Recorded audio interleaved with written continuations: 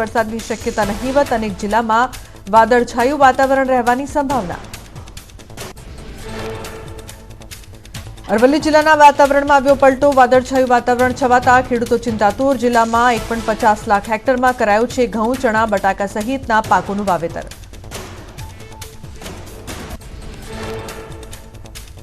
સાબરકાંઠા જિલ્લામાં પલટાયું વાતાવરણ, ચોમાસા જેવા વાદળો છવાતા ખેડૂતોમાં વ્યાપી ચિંતા। ઘઉં, બટાકા, જીરું, વરિયાળી, શાકભાજી સહિતના પાકોમાં નુકસાનની ભીતિ।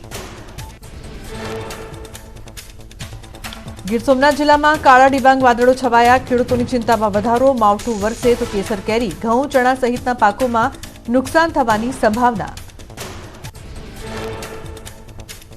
તમિલનાડુમાં ધુમ્મસની ચાદર છવાઈ, વાતાવરણ ધુમ્મસ ભર્યું થતા વિઝિબિલિટી ડાઉન। તિરુવરુરથી ધુમ્મસના દ્રશ્યો કેમેરામાં કેદ।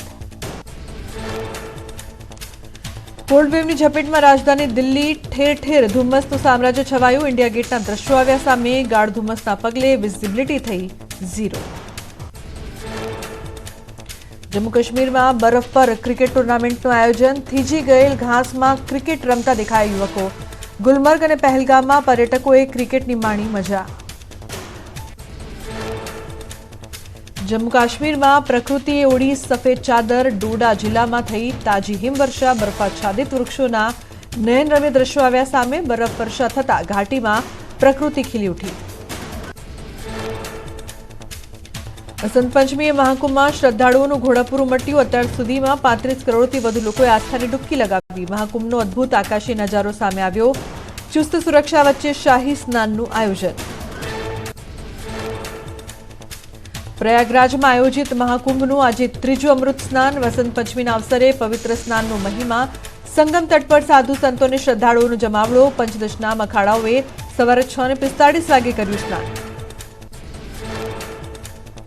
કોઈ અનિચ્છનીય ઘટના ન બને તે માટે સંગમથી રેલવે સ્ટેશન સુધી ચુસ્ત સુરક્ષા બંદોબસ્ત। શ્રદ્ધાળુઓની સુરક્ષા માટે વન વે રૂટ તૈયાર કરાયો। મુખ્યમંત્રી યોગી આદિત્યનાથ સવારે 3:30 વાગ્યાથી વોર રૂમથી કરી રહ્યા છે મોનિટરિંગ। વસંત પંચમી નિમિત્તે મહાકુંભમાં ભક્તોનો મહાસાગર ઉમટ્યો। જૂના અખાડામાં નાગા સાધુઓએ કર્યું અમૃત સ્નાન। સંગમ તટ પર લાખો લોકો લગાવી રહ્યા છે આસ્થાની ડૂબકી। વસંત પંચમી નિમિત્તે મહાકુંભમાં કરાઈ પુષ્પ વર્ષા। ત્રિવેણી સંગમ ખાતે સંતો અને મહાત્માઓ પર ફૂલોની પાંખડીઓ વરસાવાઈ। અદ્ભુત અને આધ્યાત્મિક દ્રશ્યો આવ્યા સામે।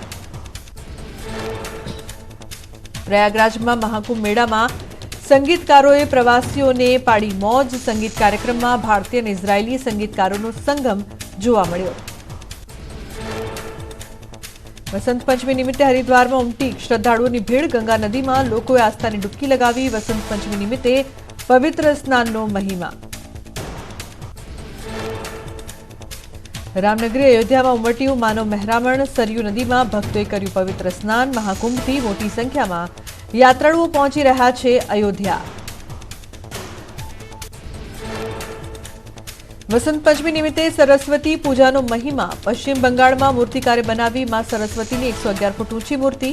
વાંસ, શણ, થર્મોકોલ અને કાગળની બનાવેલી મૂર્તિ આકર્ષણનું કેન્દ્ર। ઉજ્જૈનમાં વસંત પંચમીની કરાઈ ઉજવણી। ખાસ પ્રસંગે બાબા મહાકાલને કરાયો વિશેષ શણગાર। મહાકાલનો શૃંગાર દર્શન કરીને ભક્તોએ અનુભવી ધન્યતા। કારોબારી સપ્તાહના પ્રથમ દિવસે જ લાલ નિશાનમાં ખુલ્યું શેર માર્કેટ। સેન્સેક્સ અને નિફ્ટીમાં ઘટાડા સાથે ખુલ્યા। બજેટ બાદ શેર માર્કેટ ખુલતા જ લાલ ઘૂમ।